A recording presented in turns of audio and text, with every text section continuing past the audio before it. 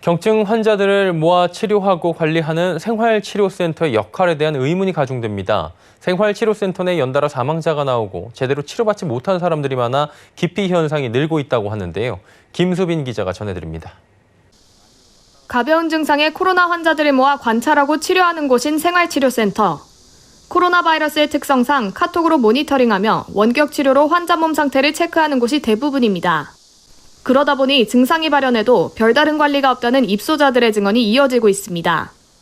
최근에는 코로나 생활치료센터에 입소한 2명이 연달아 사망해 생활치료센터 운영 시스템에 대한 문제 제기가 일어나고 있습니다. 전 입소자 A씨는 2주 내내 고열 등으로 아팠지만 치료센터에 갇혀 있을 뿐 제대로 치료받은 적이 없다며 렘데시비르도 부족하다는 이유로 공급을 못 받았다고 말했습니다.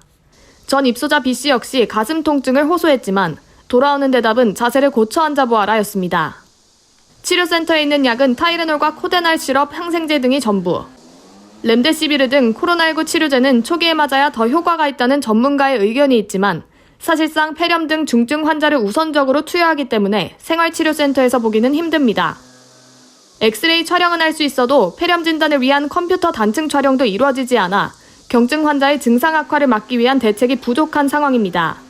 이에 생활치료센터를 기피하며 경증이나 무증상일 경우 차라리 자가에 머무는 게 더 효율적이라는 의견이 나오고 있습니다. 하지만 전문가들은 생활치료센터의 본 목적은 경증 환자 대상 격리이며 추후 상황에 맞춰 변화는 필요하지만 그 유용성에 대해 의문을 던질 필요는 없다고 설명합니다. 지역사회 내에 확진자를 두지 않겠다라는 목적으로 만들어 놓은 거죠.